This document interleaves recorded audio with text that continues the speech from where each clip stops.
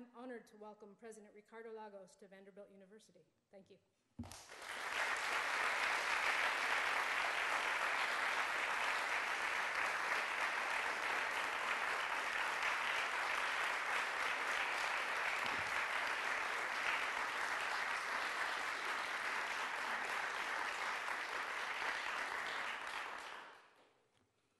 Thank you. Thank you very much for your kind words. And thank you very much to the Center for Latin American Studies for inviting me and giving the privilege to be able to talk with you this morning. This was a task that was pending among my activities. I have been a long friend of Fernando Enrique Cardoso since the days when Cardoso was in Chile as an exile. Later on, we worked together in developing social sciences in the region, and later on, Fernando Enrique became president of Brazil, and then Fernando Enrique went to Chile for my inauguration. And then after that, he came here about 2 or 3 years ago, and he commented to me and say, "Hey, Ricardo, you have to go to Vanderbilt, you know." They have such a wonderful center for Latin American studies. And I got very soon an invitation from the center. I assume that Fernando Enrique has that to do with that. And here I am. And let me tell you that I'm very much impressed for the center, for what you have accomplished, for how beautiful your campus is. But most important, for the different ways to approach the issues in Latin America, from so many different ways, as the team has just told us. Because Latin America is such a fascinating region, so different, but at the same time, with so many common problems. Many of those problems have to be approached in a different way from our own societies. But at the same time, it seems to me that there are some general guidelines that we have to be able to follow. And today, when I say I would like to talk a bit about where we are now, during the crisis, what is going to happen after, but more important, what are the major challenges that we'll have after that? And to begin in a blunt way, let me tell you that, of course, Latin America is used to crisis. Most of the crises in the past were initiated, start in Latin America. Not this time. But this means then that given the experience that we have from the past, I think that sometimes we Latin Americans may have a PhD on crisis. How to avert, how to manage. But in this case, let me tell you, we were better prepared than other regions of the world. During the last 6 years, from 2003 to 2008, the region has the largest period of economic growth, more than 5% per year. And this explains the reduction in the number of people living under the poverty level from 44% to something like 35%. But the problem is not to start counting our people living under the poverty line. The question is, how can we address that? Because if we had that level of growth, it's not possible then to have a democratic country that cannot deliver ways to solve those issues. And this is why I think it's so important that we can understand where is our face with regard to the future. After 6 years of growth, the crisis means for us an interruption on that. Unemployment went up, and because of that, our regional trade decreased by 13%.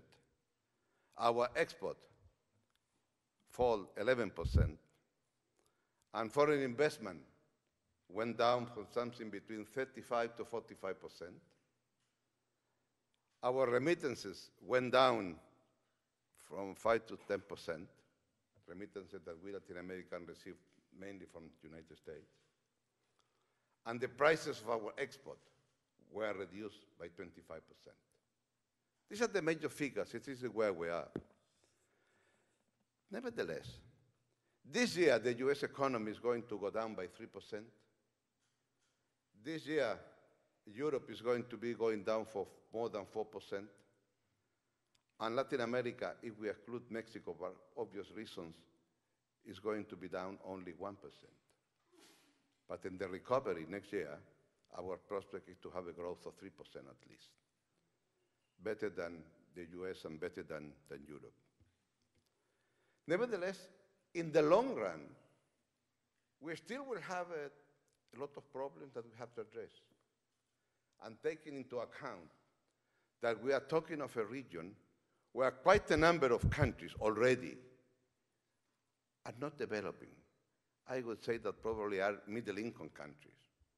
We are not at the level of Europe or United States, but most of our countries doesn't qualify for foreign aid. Overseas development assistance cannot be given to our countries because of our per capita income. And it's good that that is the way that should be. But that means then that in many cases, our problems are very much similar to the problems of more developed countries. And our major problem is how are we going to improve democracy? Second, how are we going to be able to keep our economic growth? Third, very important, how are we going to be able that once that growth has been accomplished, we make sure through public policies, through social policies, that part of that growth is not a statistical figure.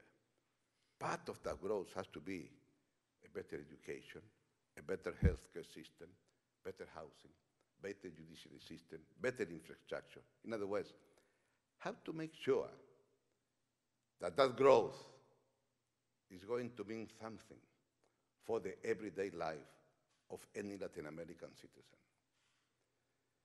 Because only when you do that, then you can say democracy delivers. Democracy is not only electing somebody in an election. It's much more than that. And then you have a fourth term, a fourth area, normally it's neglected, but it's so important. Culture and cultural diversity.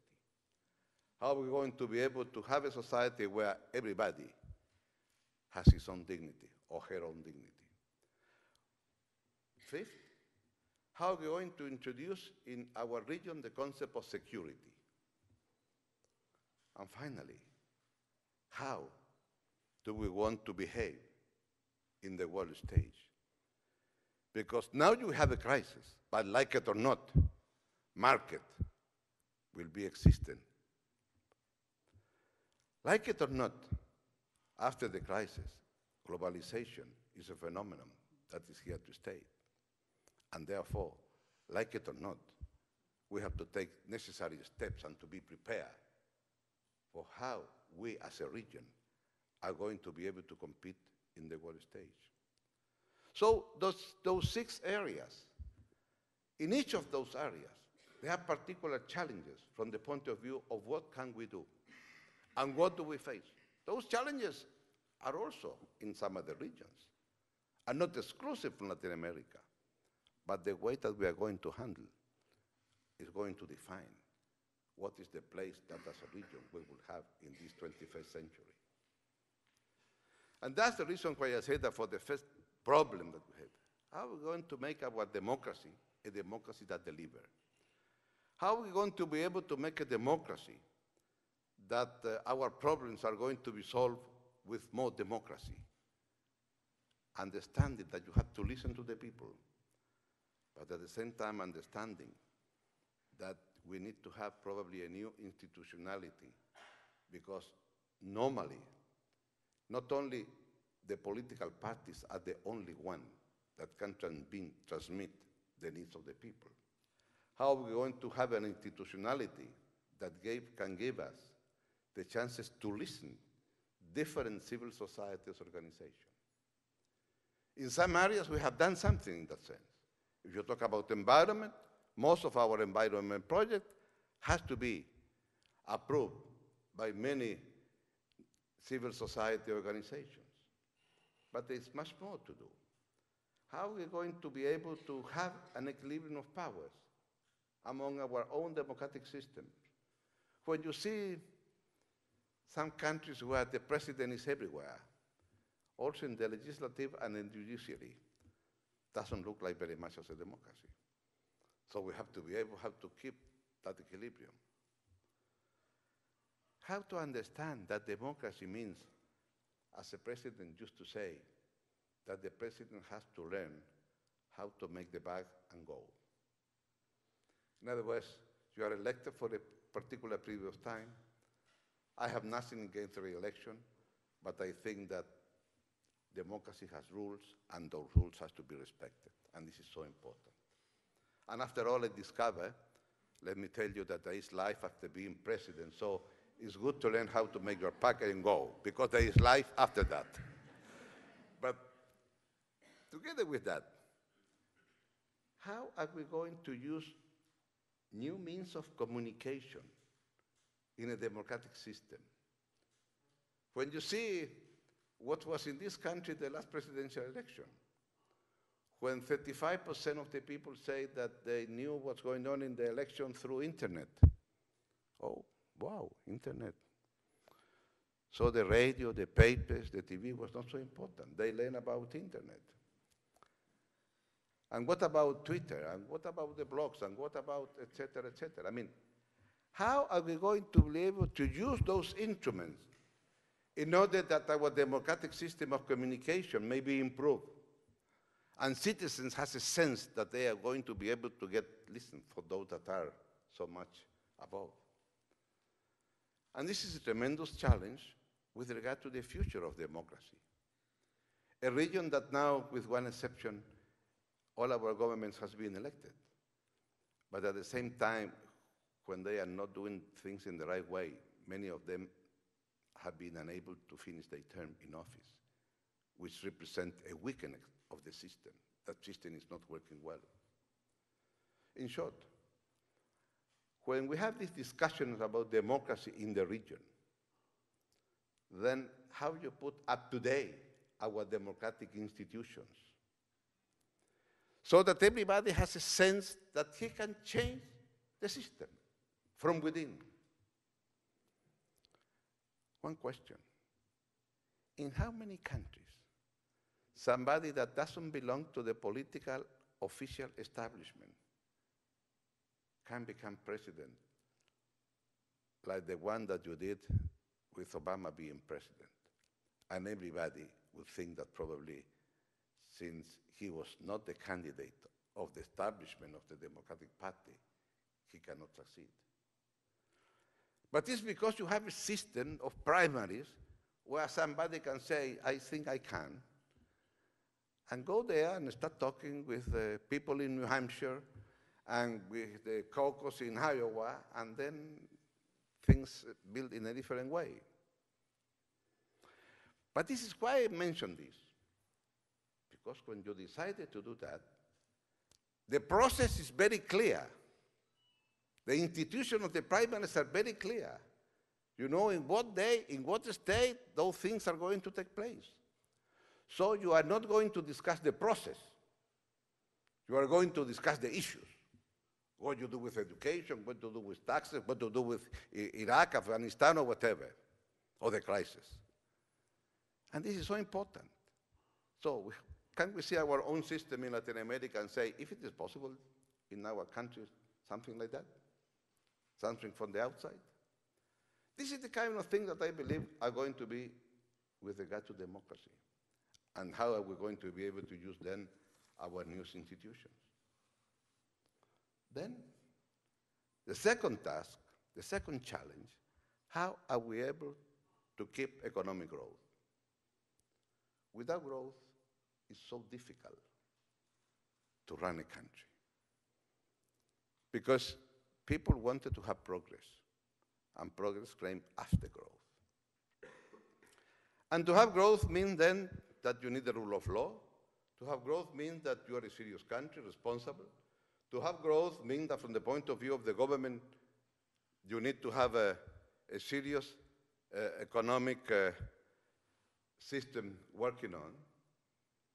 And let me tell you that I think that this crisis teaches us that better you are prepared. And the only way to do that is to be able to have a political economy or economic policies that will put you in good shape if the crisis came. In my case, in the case of Chile, I faced the Asian crisis early in the year 2000, and we decided then to have a surplus in the budget. But to have a surplus in the budget according to the structural trends in our economy. And by structural trends, I mean the long term. In Chile, for instance, it's very important copper prices. Okay, let us work with the long-term copper prices exist. What is the long term? And if the copper prices went down, our fiscal expenditure can be similar, assuming that is the long term. And therefore, when copper prices went down from 80 to 70 and from 70 to 60 cents per pound of copper, and our income was falling, we keep thinking that the price was 89 cents, and we spend money according to the 89 cents, and thanks to that, we didn't reduce the social progress that we have, and thanks to that, we were able to have a contra-cyclical. When the economy was supposed to be down, then we spend more. 2003, 2004, the trend changed. Copper prices went up, and that was the moment of truth. We couldn't spend more than what was the price in the long term. What that means? That means that President Bachelet used the same rule, and that means that when the crisis came, the savings were so high that there has been no problem to have a stimulus package in order to avoid the worst of the recession. Now, this is common sense what I'm talking with you. But I think it's so important to understand the IMF or the other institutions who have told us if your income is going down, you have to go down with your expenditure. We didn't do that. We were able to keep our expenditure. And therefore, when it's the upturn, we go up, but not as rapidly as we should, because this kind of rules, I think, that are essential. And this is the kind of thing that now most Latin American countries are thinking to apply. Number two, I would say, is how are going to be public and private partnership with many areas of the economy where it's necessary to work together. Not only when you have a crisis, but as a general trend. Let's, for instance, infrastructure.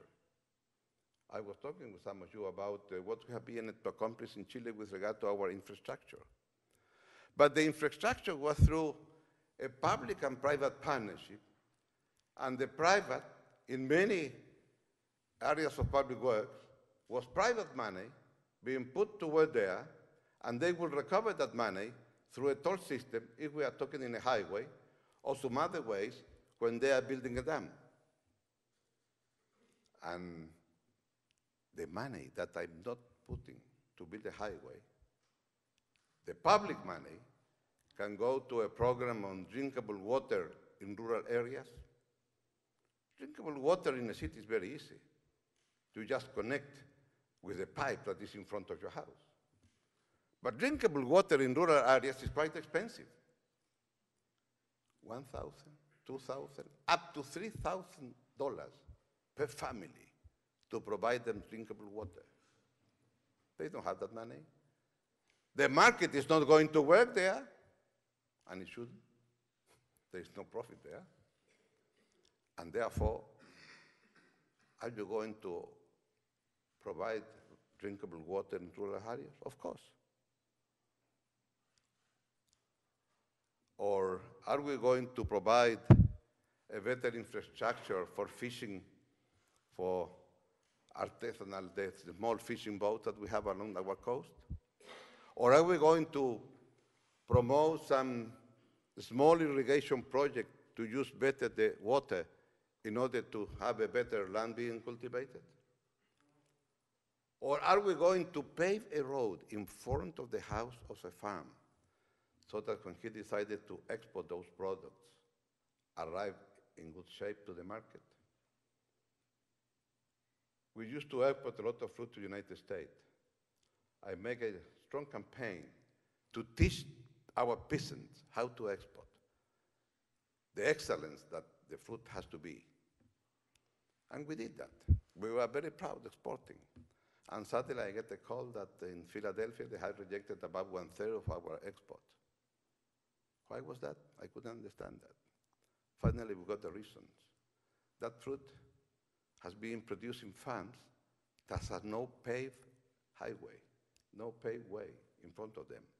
And here, on the trunk, how arrived to the state, it was rejected. So that's the kind of thing why it's so important to understand that infrastructure means also to solve many social problems. And the money that you can save in high projects that can be developed by the private sector, welcome the private sector, let's try to turn to the other thing, to the social infrastructure. The primary health care center that you have to build, a rural school that you have to have. Those are the kind of things that are so important, and why I think that here is so important to have this kind of partnership.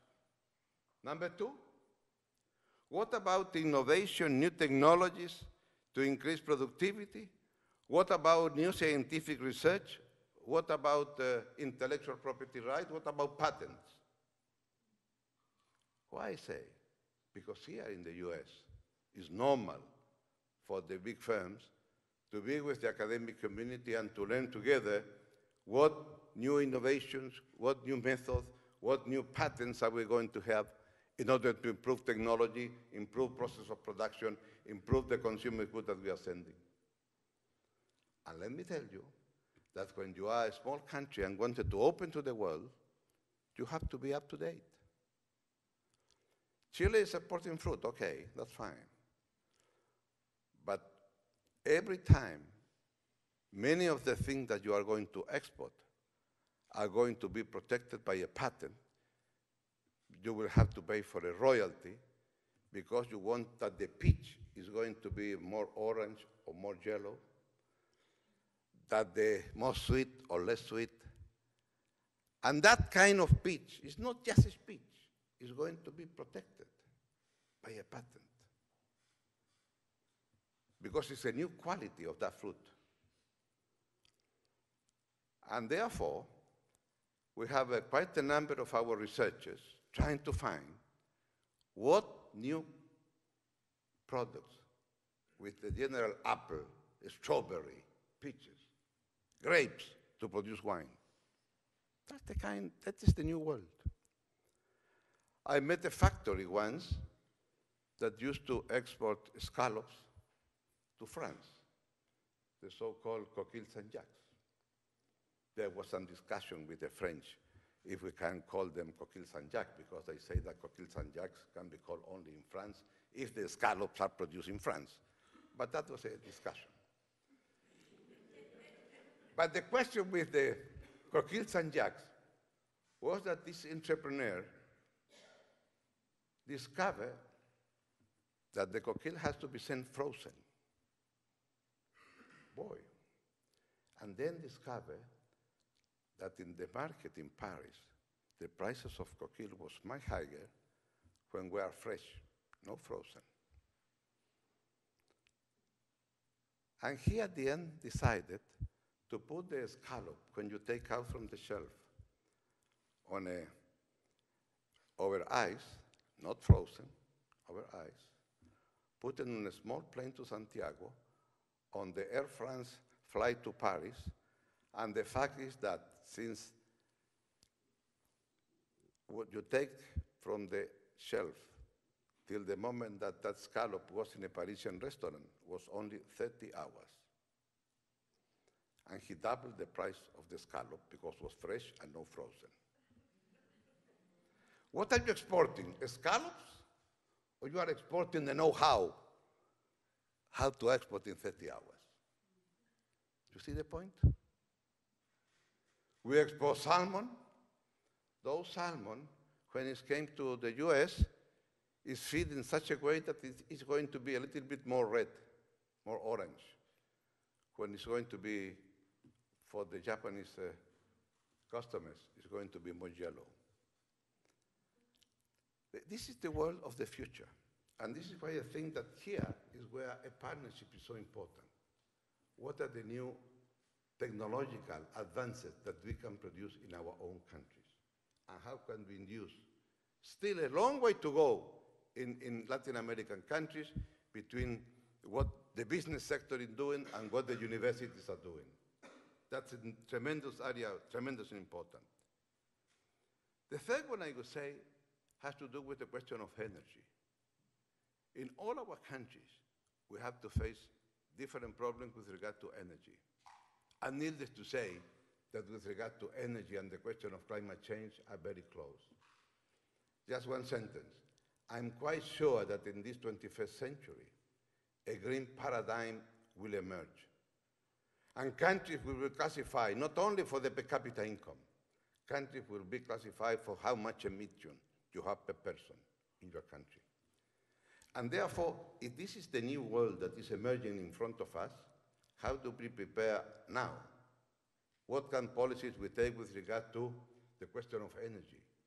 And how are we going to be, I would like to see most of our countries in the frontier of those renewable sources of energy.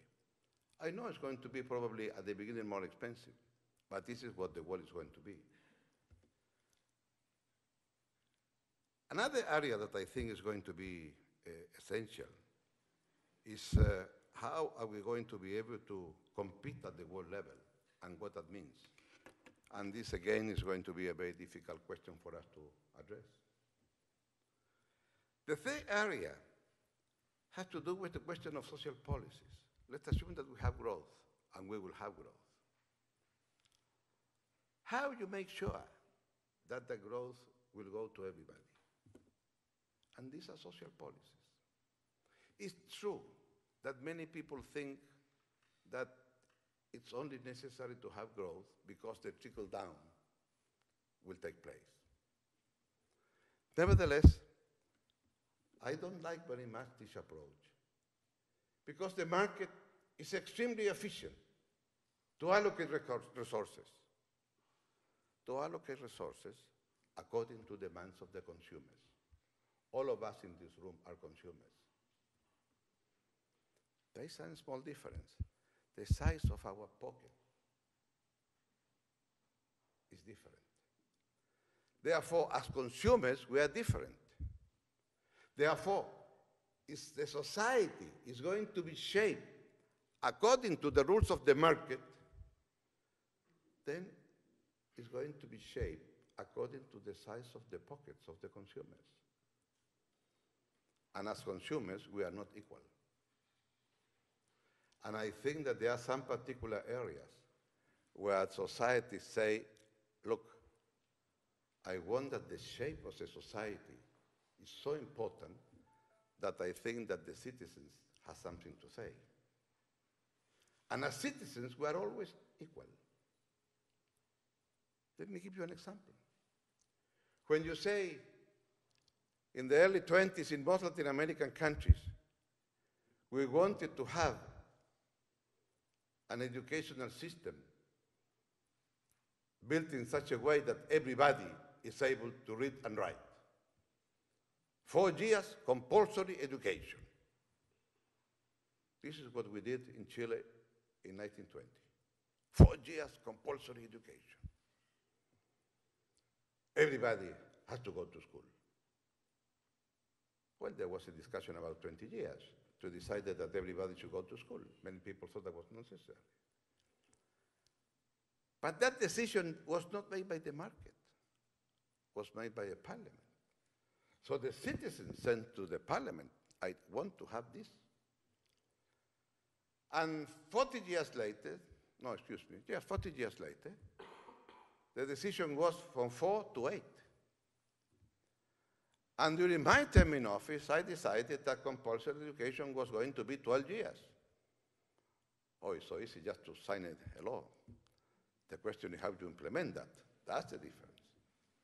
And now we have a full coverage for elementary and for high school, and we have full coverage for 12 years education. But that's not a decision of the market. When you say, I want to have drinkable water in rural areas, that is not a decision of the market, that's a law. So, in democracy, you define what goods and services are going to be public. And I say a public good is a public good when the society thinks that those goods or services should be available for everybody. It can be the private sector, it can be the public, I mean, whenever, that doesn't matter. But here is an essential part by which I think that are so important social public policies. Because social public policies are the way that you have to redress the unevenness that you may have or you may find if the society is run only by the market. And therefore, this I think is an extremely important area to take into account. And let me tell you that social public policy had to address in Latin America first the question of poverty, second the question of inequality. And needless to say that poverty and inequality is not the same.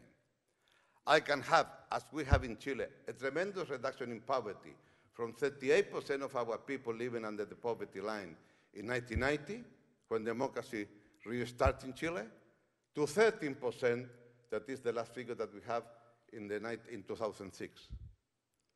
From 38 to 13 in 16 years, not bad. But that reduction in poverty, unfortunately, has not meant an improvement in income distribution. And our income distribution improved just very little in those 16 years. And we have to address income inequality. The average income of the upper 20% is 14 times the average income of the lowest 20%. 14 times. Okay, not to be proud of. But let me tell you that because of social policies, direct subsidies, housing, meals in the school, healthcare center, etc., etc., etc., etc., if you put numbers to all those benefits given by social policies, then the 14 times is reduced to 7 times. You see what I mean? If you target very well social policies to those lowest income groups, then you are in a better way. The problem is that many of the tools that are useful at the beginning doesn't work later. And I have a discussion in my cabinet. That's the advantage to being president. You can call many people and they will go to say, what do you want, sir? And I posed the question, look, we have 225,000 families living as an indigent. They are not poor. Worse than that, they are indigent. That was 6% of our population. What can we do? And some of them say, well, it's very simple. Since we know who they are, why don't we send them a check every month? And you solve the problem. And we have money to send the check. Others say, but it has to do with the dignity of the people. And the big problem that we have is that most of the benefits to which they are entitled, they have no idea about that. Because you think that because you have a law, everybody knows about that. This is not the case. I remember that I pushed very hard in a scholarship program. A scholarship is such a huge word for the small amount of money. But the sole scholarship was in order that the high school students that were a perfect candidate to be a dropout from higher education because the families were very poor, and they want to have the teenager going to the marketplace to find a job. Well, if it is possible to keep those teenagers in high school, providing the parents some small amount of money so that those kids will remain in school. And we did that. How many people really knew that they were entitled to that scholarship? Not many. So they told us, why don't we have a special program by which you send people to knock the door of those indigent families and say, look, we want to help you to leave behind poverty. You are entitled to so many social benefits. I have some doubt that that program can work, because that assumes that you have to mobilize so many, 2,000, our country was 2,000 people in that area. Finally, we did that. It was quite a successful program. And you know why? Because most of the people didn't know that they were entitled to those benefits. And as a woman once told me, President, I was ashamed because I was poor. I didn't know that because I was so poor, I was entitled to some rights. So you change the way to understand things. In other words, these kind of social policies are so important. If that people had been unable to finish elementary school, we try and we encourage them to do that. I knew an 84-year-old grandmother that told me, thanks to that program, now I know how to put together the letters to form a word, and now I can read. 84 years old. And this has to do not so much in numbers, but it has to do with the dignity of the people. And how then you prepare social policies that has to be grounded in real numbers. I'm not talking about populist measure, but I'm talking about measures that have to deal with that minimum that Bobbio used to like to say, a minimum civilizatorio. He said, all human beings have to be equal in something in order to be able to develop our abilities. A minimum. Now, that minimum, of course, will change if the economy is growing. But how are you going to define that? In order to be able to have an improvement and to perceive then that democracy delivers. Because it's through the democratic institutions that you are able to have this kind of programs. This morning, in a breakfast that we have with the members of the business community, we were talking about housing, and I told them, look, I asked, what can we do? The lowest 20% of the population has no permanent jobs, are typical jobs of the informal economy, and therefore, no banking system is going to give any dividend, any mortgage, because they have no how to pay dividends every month. So we designed a special program with special houses, rather very small houses, but can to be expanded later on when better times will arrive. You have to have a lump sum at the beginning to be entitled to the house, but then you pay no dividends. And if the times were better, then you can enlarge your house. That was a big discussion to do or not to do that program, because houses were so small. But at the end, we decided to do that. And most of this housing problem in Chile has been resolved.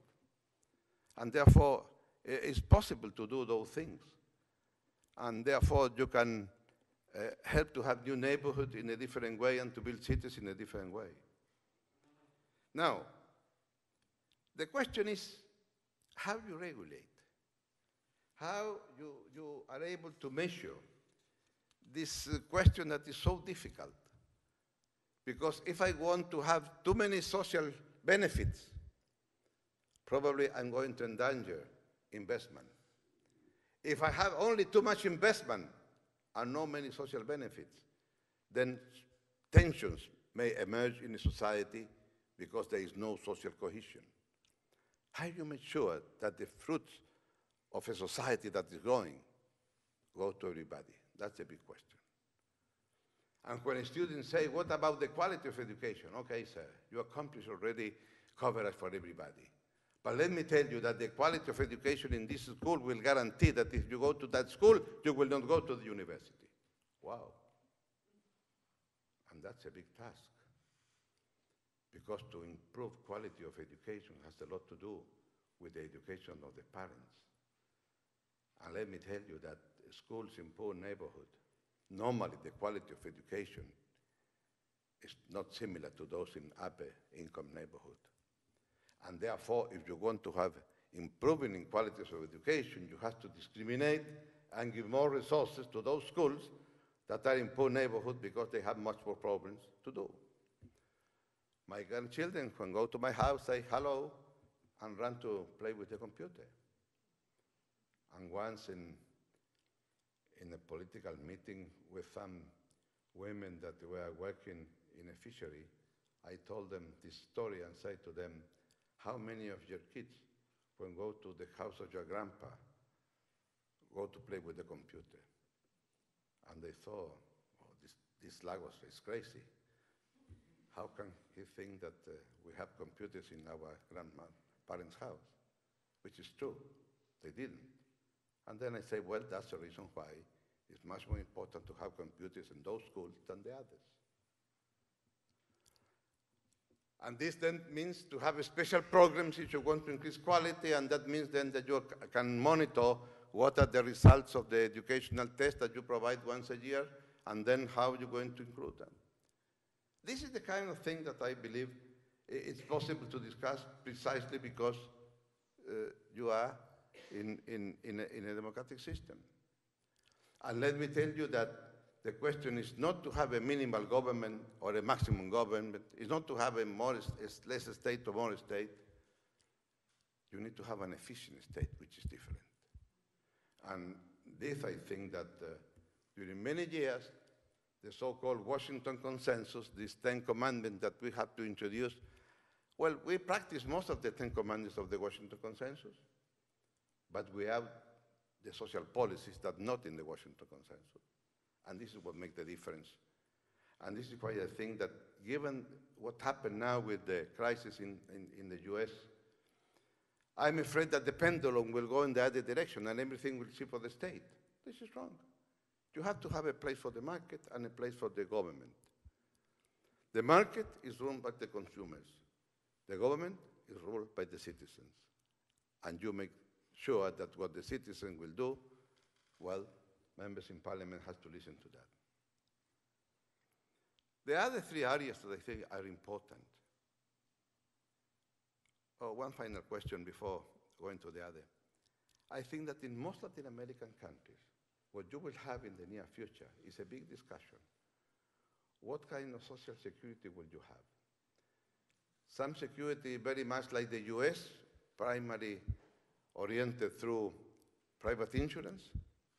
Or are you going to have a system like the European, which is much some sort of a welfare state? It's a big discussion. The problem is that in many Latin American countries, people would like to have the Scandinavian system that is very good, but they wouldn't like to pay the taxes on the Scandinavian system, and they would like to pay taxes like in Africa. And I don't think that those things are going to fit, you know. And therefore, one thing brings the other. And probably then they need to have some sort of a new fiscal pact may emerge in our countries, because now this is going to be the major discussions that we will have in this 21st century, because our societies are a little bit better off. Very short with the three other areas that I think is important. The first is cultural diversity. In many of our countries, there is a lot of terms of cultural diversity, beginning with the question of gender. Following with the question of ethnic group. And I would say, it's more democracy and no less democracy, I go for a commercial, to have a woman in power in Chile. That means more democracy and no less. Otherwise, you are not using correctly the other 50%. Now, it's more democracy and knowledge if you have a trade union leader like Lula in Brazil for the first time. It's more democracy and knowledge if you have an Indian leader, Indian ethnic, like Evo Morales in Bolivia. That's good. Now, how are you going to be able to make room for those things? To open up, to empower people. And in the long run, is this kind of cultural diversity will give you the wealth of a particular country. Because you have a diverse point of view, diverse route, then, and this is a point very important with regard to migration. And let me tell you that the problem of migration is not a problem of domestic policy. Migration is a problem for international politics. But I'll go to that later. Culture, I think, is so important because culture in a globalized world has to do with the identity of a particular society.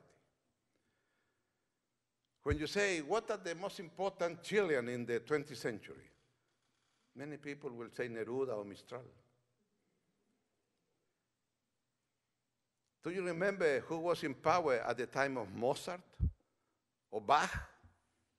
But we like to listen Mozart and Bach. We remember sometimes that the time of Beethoven has something to do with the emperor, and that means Napoleon, okay.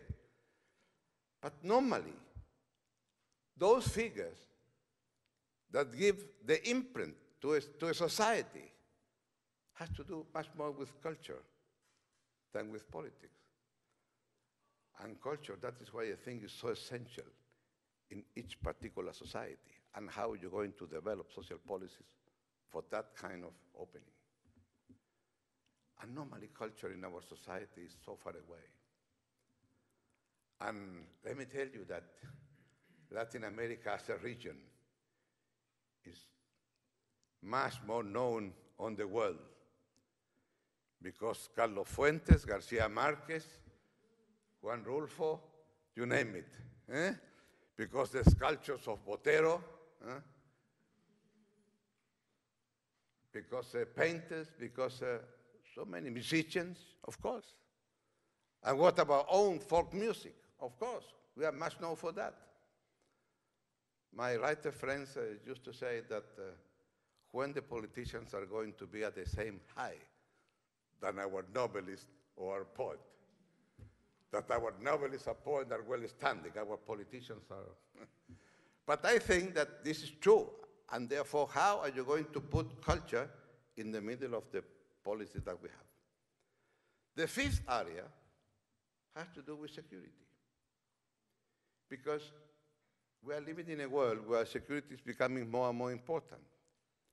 And the question is, each particular region is able to have security in that region?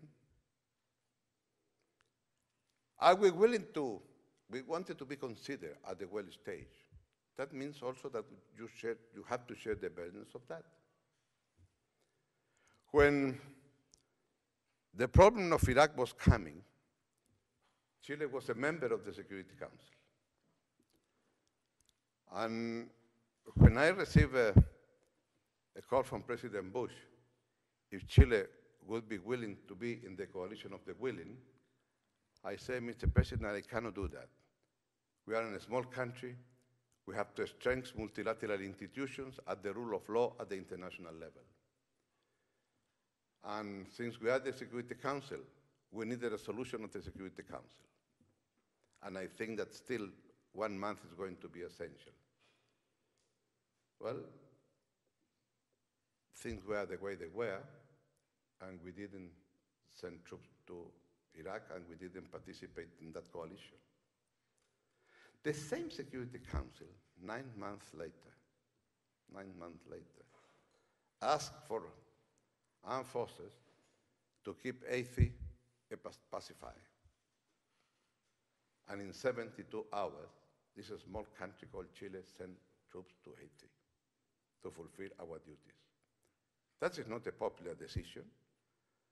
But this is the price that you have to pay if you wanted to be coherent when you say, I wanted to strengthen multilateral institutions because this is the rule that has to be followed.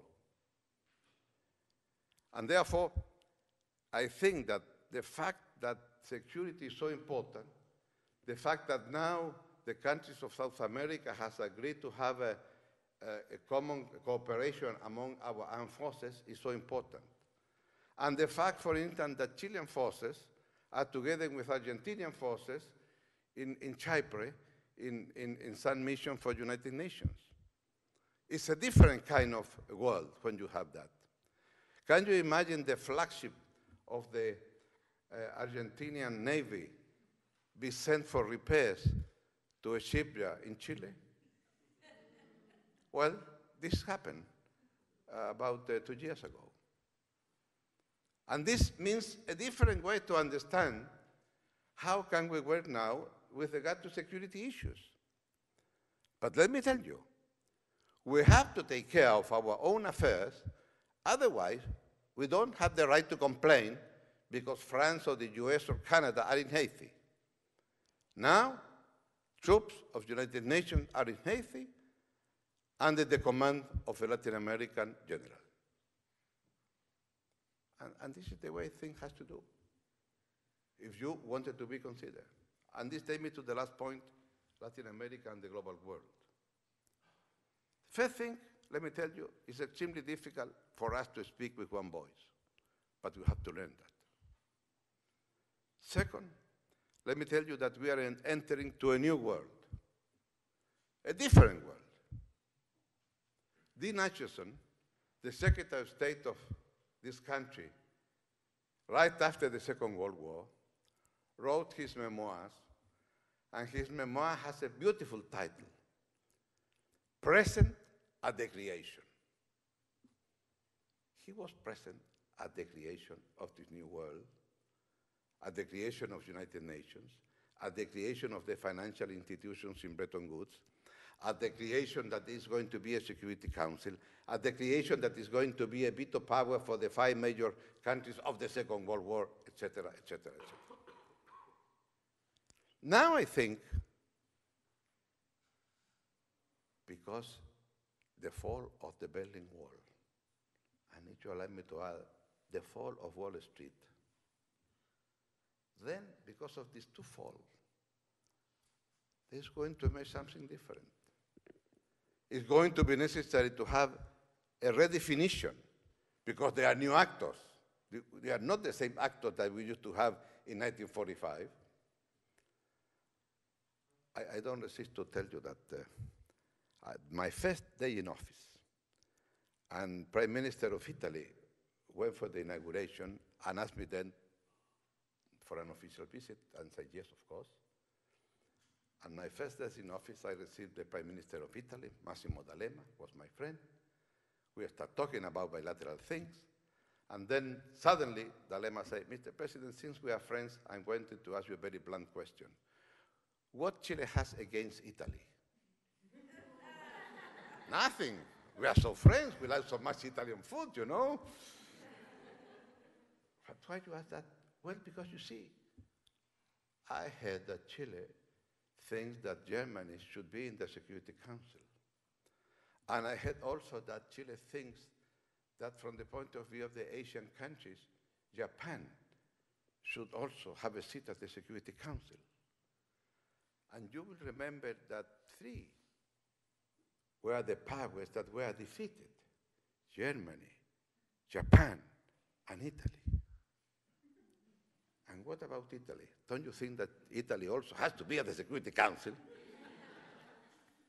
Gee, what can I say? You know that the presidents, normally they have talking papers, you know? And I have no talking paper about this issue. So I say, but Massimo, I say, we are so good friends. Let me tell you, you are not at the Security Council, but you are in the G7. And you see, the G7, that's really where the power is. You are in the big league. And the G7 has to decide the issues of economy, financial markets, security, many things.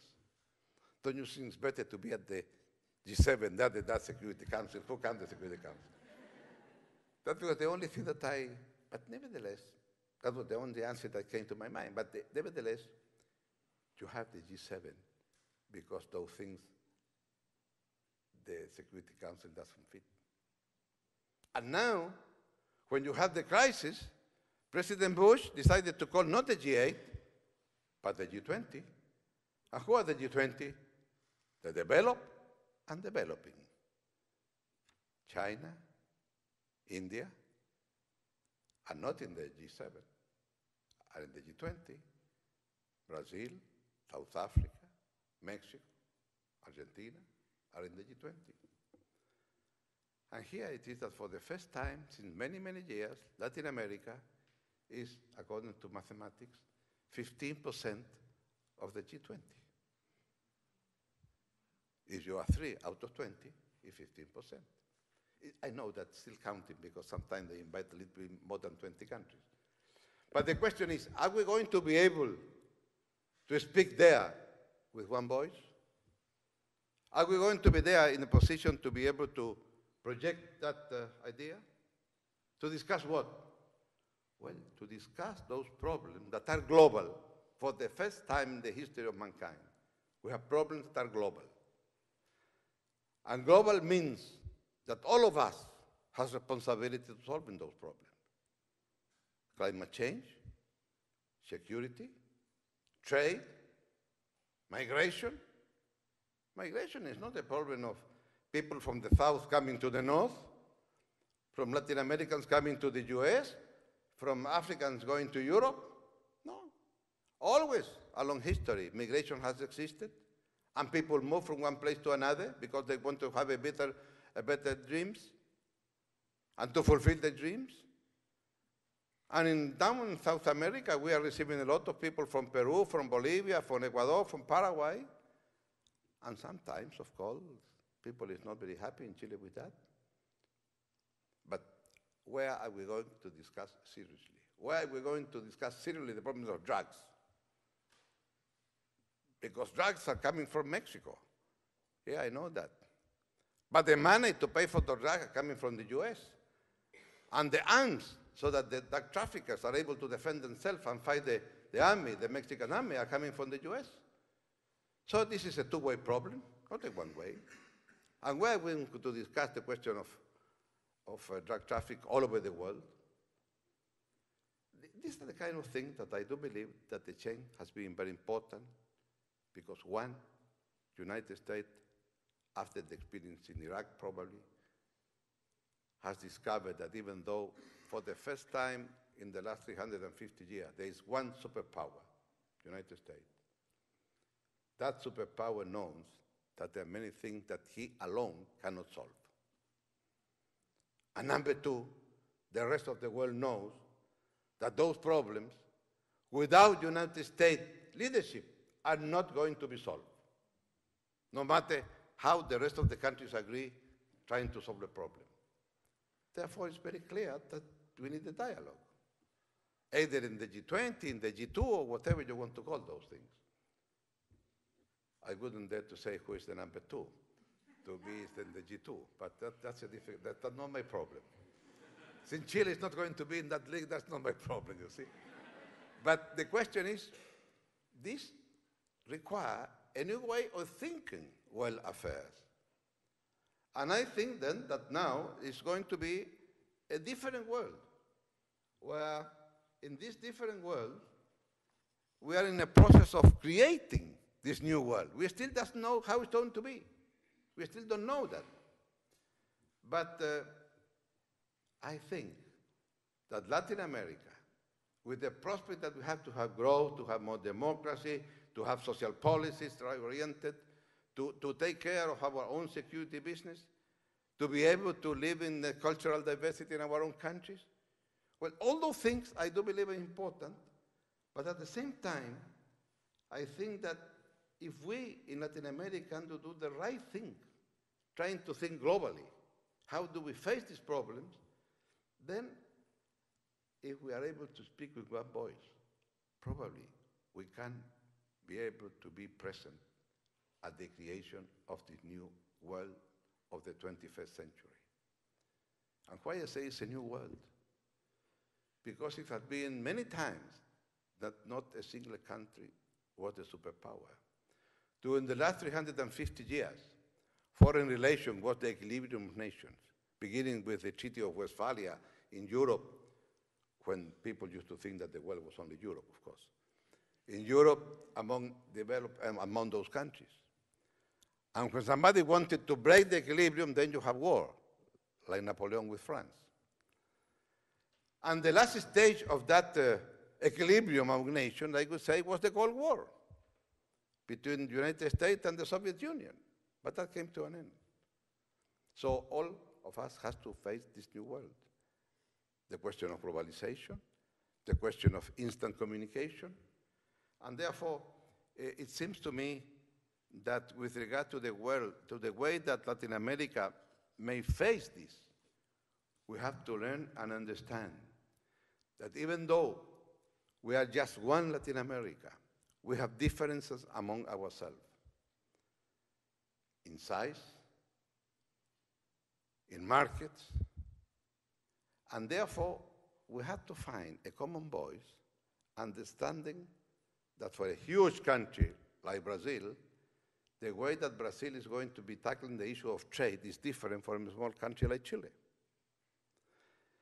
When you talk about the free trade of the America, size doesn't fit all. And we used to think that one size fits all. How one size is going to fit all? If Caribbean countries, for many of them, 40%, listen, 40% of fiscal income is coming from tariff that they put to products that they import from the US. For that country, a free trade has nothing to do with industry. For that country, a free trade means that I'm going to lose my fiscal income. So how much will it take that I have a system based on taxes in order to finance my budget? You have to understand that for them it's very difficult, the free trade, unless you have a fund in order to be able to restructure the economy and going from tariffs to taxes. And the way that I open my economy in Chile is quite different than the way that Brazil opened theirs, because of the size of the market. And therefore, I think that we have to learn that some kind of variable geometry has to be essential. United Kingdom is part of the European Union, but United Kingdom has not the euro. They still keep the sterling pound. And the fact that they are not in the central bank doesn't mean that they are not in the European Union. So they manage to have different things, you know. This is what sometimes I think that we lack, to be able to be a little bit more flexible and to understand the differences between our own countries. But in short, I think that these 6 challenges that we Latin Americans have, as I said at the beginning, are not only our own challenges, the challenges of many people around the world. But probably, if we are able to face our challenges in the way that we have been able to improve during our last 6 years before the crisis, I think that we can recover the path of growth again, and keep it in mind that we have to be living in a democracy that is able to deliver and make sure that the fruit of that growth goes to everybody. Then we will have social cohesion in our societies, and then probably will play a different role in the future. And then probably Latin America can say, yes, we are also present at the creation of the new 21st century. Thank you very much for the invitation.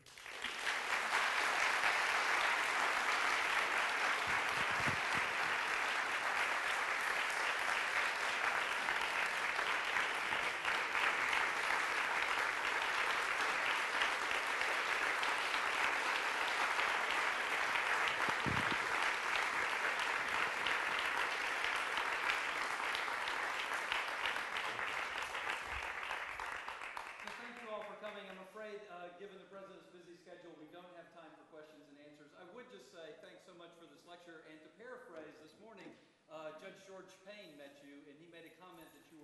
far too wise and far too sensible to have ever succeeded in politics in this country. But we're very fortunate that you did succeed in Chile and that you now represent us in the United Nations. Thank you, sir. Thank you very much.